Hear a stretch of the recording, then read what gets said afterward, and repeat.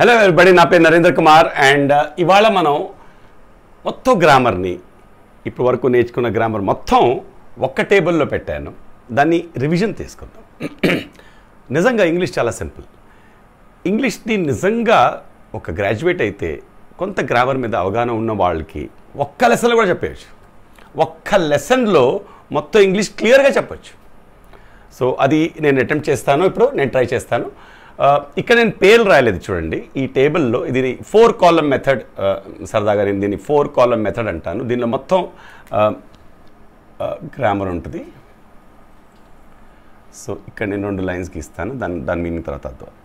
So ఇక V1 V1S V1 కానీ V1S కానీ అంటే ప్లే ప్లేస్. సో ఒక ఎగ్జాంపుల్ తీసుకొని మనం హీ ప్లే క్రికెట్, ఇది మన బట్లర్ ఇంగ్లీష్లో హీ ప్లే క్రికెట్. మన బ్రోకెన్ ఇంగ్లీష్లో మన తెలియని ఇంగ్లీష్లో హీ ప్లే క్రికెట్ అంటాం. సో హీ ప్లే క్రికెట్ అనేది ఎన్ని రకాలుగా మారుతుంది చూద్దాం. రెగ్యులర్ యాక్షన్కి ఇది, పాజిటివ్ సెంటెన్స్లోనే చేద్దాం. రెగ్యులర్ యాక్షన్స్కి ఇది, పాస్ట్కి ఇది, ఫ్యూచర్కి ఇది, జస్ట్ కంప్లీటెడ్కి ఇది, పాస్ట్ ఆఫ్ పాస్ట్కి ఇది, ప్రెజెంట్ కంటిన్యూస్ అంటే ఇది, పాస్ట్ కంటిన్యూస్ అంటే ఇది, ఫ్యూచర్ కంటిన్యూస్లో ఖచ్చితంగా జరిగే యాక్షన్, ఖచ్చితంగా ఫ్యూచర్లో జరిగే యాక్షన్ అంటే ఇది, అప్పటి నుంచి ఇప్పటి వరకు 2 గంటల నుంచి 3 గంటల నుంచి has been have been ING అంటే ఇది మొత్తం టెన్సెస్. ఇది మోడల్స్. వెళ్ళొచ్చు, వెళ్ళగలను, వెళ్ళాలి, వెళ్ళాల్సింది. సో ముందు ఈ పార్ట్ చేద్దాం. హీ ప్లే క్రికెట్తో చేద్దాం. అతను ప్రతి సండే క్రికెట్ ఆడతాడు. రివిజన్ చేస్తున్నాం. ఇదంతా అయిపోయింది ఆల్రెడీ మనకి, కానీ ఒకసారి రివిజన్ చేసుకుందాం. ఒక్క చోట అన్ని కలిపి చూద్దాం. అతను ప్రతి సండే క్రికెట్ ఆడతాడు. ప్రతి సండే అంటే ఒక టైం లేదు, మళ్ళీ ప్రతి సండే, పాస్ట్ కూడా, ప్రజెంట్ కూడా, ఫ్యూచర్ కూడా. సో అప్పుడు ఏం రాయాలి? He plays cricket every Sunday. He plays cricket every Sunday. So ఇదేంటి? Regular actions. He plays cricket every Sunday. Last Sunday cricket ఆడాడు అనేది ఎలా రాయాలి? He played cricket last Sunday. కింద Sunday he played cricket, V2 పెట్టాలి. Simple present, simple past అంటే regular action past. He will play cricket next Sunday, will V1 పెట్టాలి. So ఫ్యూచర్కి మనం ఏం పెట్టాలి? విల్ V1 పెట్టాలి. తను ఇప్పుడే క్రికెట్ ఆడాడు, ఇప్పుడే, లేకపోతే ఫ్రెష్ యాక్షన్ అయితే హీతో హ్యాస్ రావాలి. VUతో హ్యావ్ రావాలి. హీ హ్యాస్ ప్లేడ్, మూడో played, V3 played. He has played cricket just now. నేను గ్రౌండ్కి వెళ్ళేసరికల్లా అతను క్రికెట్ ఆడేశాడు. నేను గ్రౌండ్కి వెళ్ళేసరికల్లా I went to the ground. By the time I went to the ground, past, దానికి past, he had played cricket by the time I went to the ground, he had played cricket. So he plays cricket, regular action, ప్రతి Sunday, every Sunday. He played cricket last Sunday. He will play cricket next Sunday. He has played cricket. He to has రావాలి just now. By the time I went to the ground, he had played. Past, key past. Clear అయిపోయింది. He may play cricket. ఆడొచ్చు. He can play cricket. ఆడగలడు. మనకు తెలిసి ఇదంతా. He should play cricket. అతను ఆడాలి. మంచిది వాడికి. ఆడాలి. నిన్న మ్యాచ్లో వాడు ఆడాల్సింది. He should have played. He should have played cricket in the last match, yesterday. So ఇదేంటి? కంటిన్యూస్. ఇవన్నీ continuous. He is playing cricket, ఇప్పుడు ఆడుతున్నాడు. నిన్న 4 వాడు ఏం చేస్తున్నాడు? Past continuous. నిన్న 4 అతను క్రికెట్ ఆడాడు కాదు, ఆడుతున్నాడు. He was playing cricket at 4 o'clock yesterday. రేపు ఖచ్చితంగా 100% క్రికెట్ మ్యాచ్, డిస్ట్రిక్ట్ లెవెల్ మ్యాచ్లో ఆడుతున్నాడు. He will be playing cricket or he is playing cricket, 2 అనొచ్చు. ఫ్యూచర్కి అనొచ్చు, హీ విల్ బీ ప్లేయింగ్ అనొచ్చు. హీ ఈజ్ ప్లేయింగ్ ఫ్యూచర్కి 100% షూర్ కాబట్టి he is playing, he will be playing, ఏదో ఒకటి అనొచ్చు. In the district level cricket match next Sunday. He has been playing for 10 years. అప్పటి నుంచి ఇప్పుడు వరకు. He plays cricket every Sunday. He played cricket last Sunday. He will play cricket next Sunday. He has played cricket just now. By the time I went to the ground, he had played cricket. He may play cricket. He can play cricket. He should play cricket. Adali.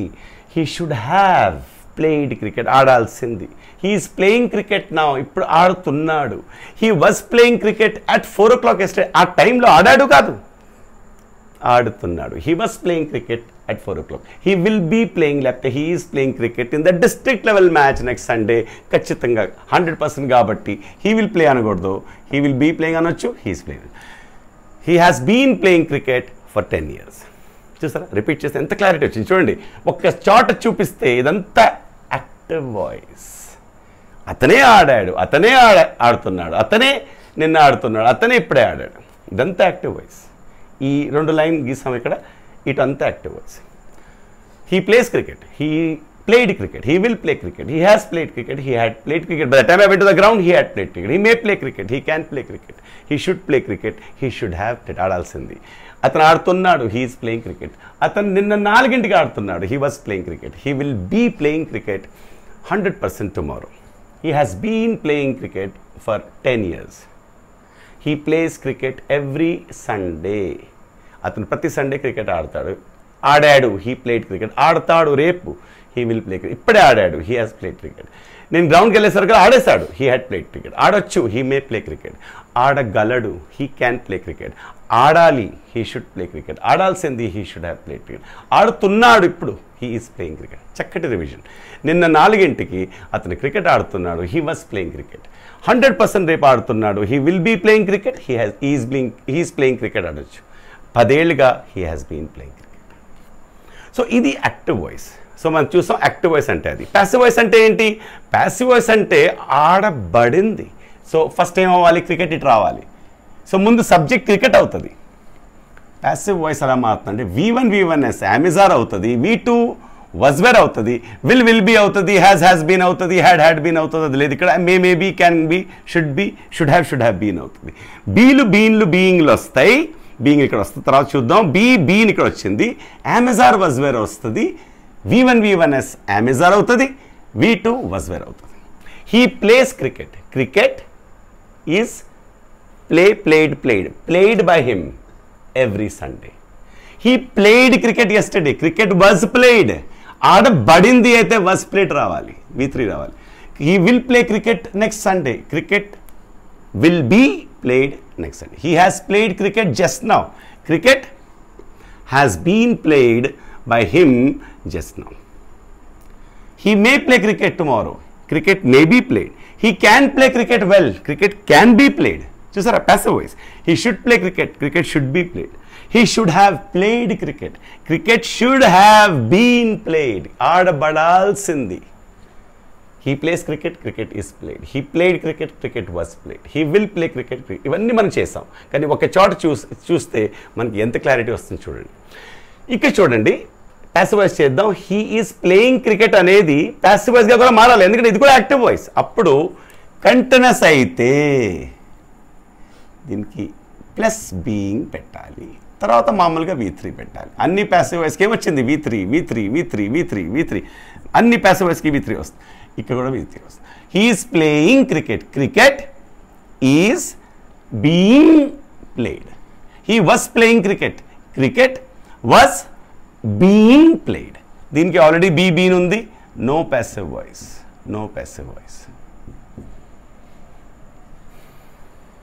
So he is playing క్రికెట్కి passive voice ఏంటి? Cricket. ఇక continuous ఉంది కాబట్టి ఏం రావాలి? Being రావాలి. Cricket is being played. He was playing cricket. Cricket was being played. So ఇది మనకు గొప్ప పవర్ ఇది ఇంగ్లీష్లో, హెల్పింగ్ వర్బ్స్ని ఇలా యాక్టివ్ వాయిస్ ప్యాసివ్ వాయిస్గా చేయటం. ఇదేంటైతే ఇదంతా యాక్షన్. దీనిలో వర్బ్ ఉంది, కానీ ఇదేంటంటే వర్బ్ లేని సెంటెన్స్, నో వర్బ్ సెంటెన్స్. దీన్ని స్టేట్ అంటారు. స్టేట్ అంటే వర్బ్ లేదు, ఇదంతా యాక్షన్. ఇది స్టేట్. నేను cricketer. I am a cricketer. ఒకప్పుడు నేను cricketer. I was a cricketer. ఇప్పుడు క్రికెటర్ కాదు, నేను ఇప్పుడు టీచర్.